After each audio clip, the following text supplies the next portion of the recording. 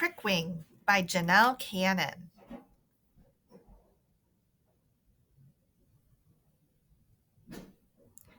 Far below the great forest canopy lies a shadowy world that many insects call home.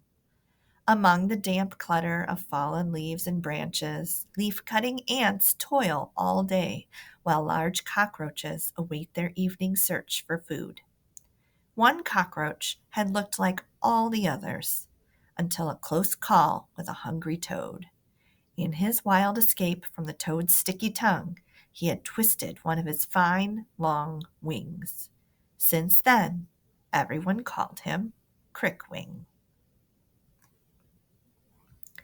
Crickwing despised his nickname, and he avoided hearing it by staying far away from the other creatures. He would sneak out to find his food when the night was darkest, knowing that the forest was crawling with predators even worse than ravenous toads. The forest seemed much less fearsome whenever Crickwing found a nice pile of tasty leaves, roots, and petals. He took comfort in their bright colors and interesting shapes, and he often built sculptures from them before he ate them. When he was busy playing with his food, he could almost forget the pain in his crooked wing. One night, Crickwing created his most wonderful sculpture ever. He was so absorbed in his work that he didn't hear the soft footsteps behind him. Pow! Swoosh! A sharp-eyed monkey clobbered Crickwing and swiped his sculpture. Crickwing dived for cover. I only let him get away with that because he's so big, he grumbled, cowering under a rotten log. Crickwing hid until the next night when hunger drove him out to search for a meal. But as soon as he had added the final flower petal to his dinner, an enormous scaly lizard nearly gulped him down. Crickwing dodged, and the lizard took off with his edible artwork. Another masterpiece ruined, Crickwing panted. I'm starving and my wing aches. I don't know if I can take this much longer. The next night, things got even worse. An ocelot pounced and nearly crushed Crickwing. When he darted away, the ocelot scooped him up in her massive paw and threw him high into the air. Oh no! Crickwing wailed. Not again! When he landed, Crickwing scrambled about in a panic and leapt into a crevice under a stone where he collapsed in angry tears. I'm so tired of having to run from giant predators, he seethed. I hate being so small, and I hate never being able to finish a meal. I'm a mere exoskeleton. Through the long night, Crickwing's wing throbbed as he waited in his hideout. Many hours later, sunlight streamed into his cave, and the leaf-cutting ants began another busy day.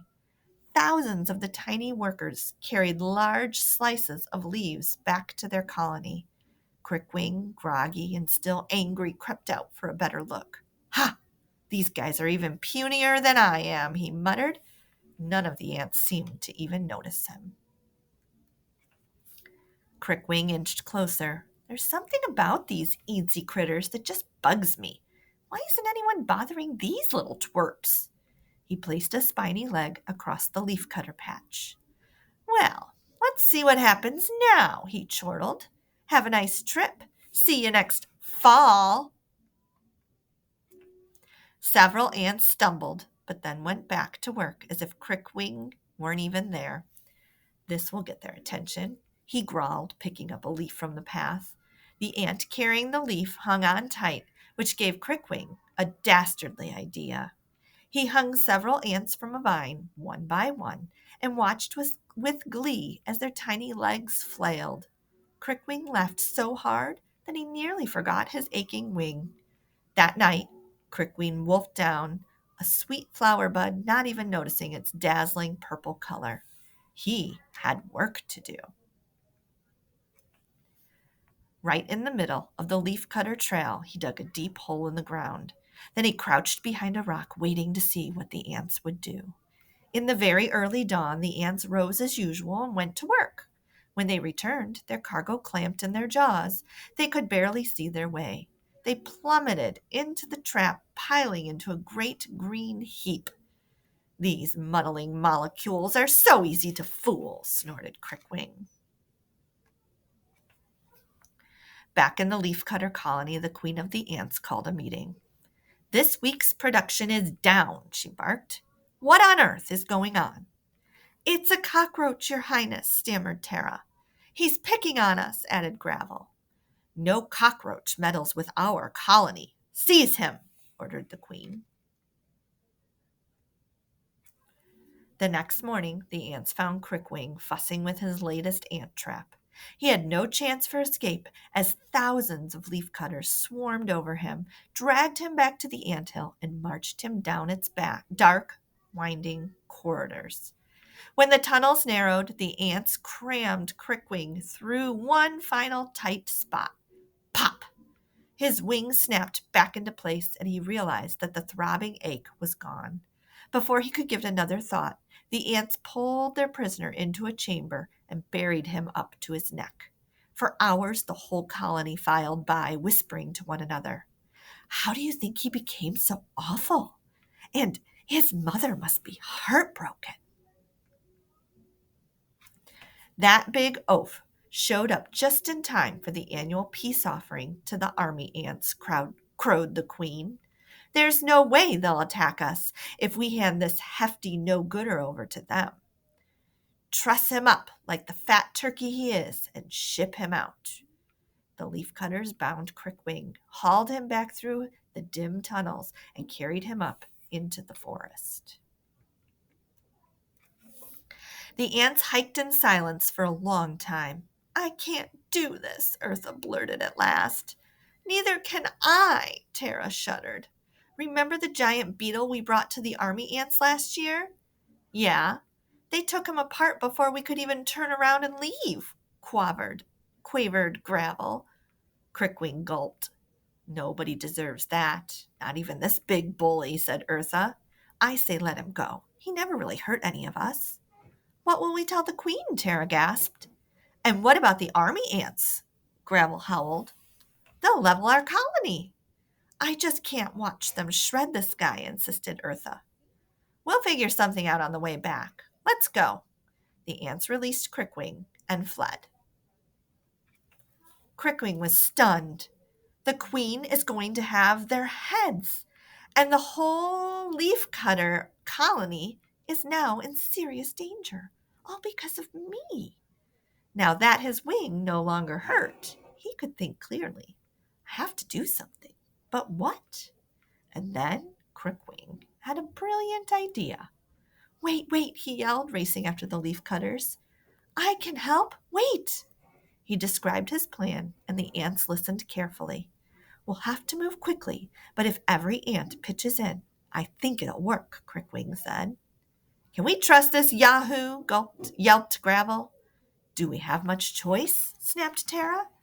The plan is worth a try, and we'll do our best to win the patience of the queen, Eartha promised. But we don't have much time. Jump on my back, all of you, said Crickwing. I am one fast runner.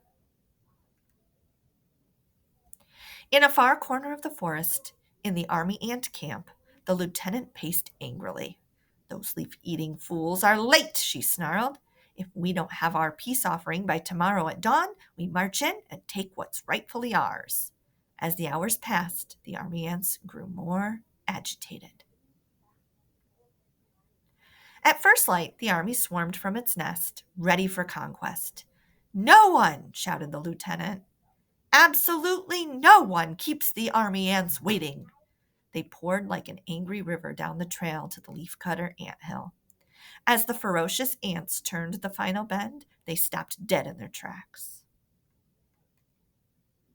For a long, silent moment, they stared at the hugest, strangest, greenest anteater they'd ever seen. It loomed high over them, its terrible tongue dangling from its mouth. The lieutenant's squeaky voice broke the quiet. Halt! About face! Run! Away! The army ants tripped over one another as they scrambled back toward their camp, none of them daring to look back. Crickwing and the leaf-cutting ants peered from atop the leafy anteater's head, watching the warriors fade into the forest. They all held their breath until the entire terrified horde had vanished. Then the queen approached. I don't think we'll be seeing them ever again, thanks to you and your enormous sculpture, Crickwing, she said.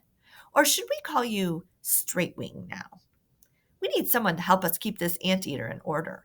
So I hope you will decide to join our colony. And I hear that you're an incredible chef.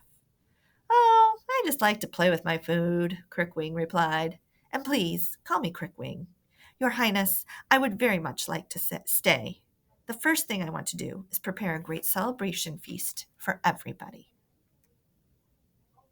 3 cheers for Crickwing, shouted Eartha. All the ants joined the cheer and then rushed into the forest. They gathered the brightest flower petals they could find and cut them into sparkling bits. All night at the banquet, everyone threw flower confetti, danced the 6-step, and sang until sunlight came creeping through the trees. The queen peeked at the dawn and blinked drowsily. I declare today a holiday, she yawned. Hear, hear, said Crickwing. And for the first time in colony history, the leafcutters took a day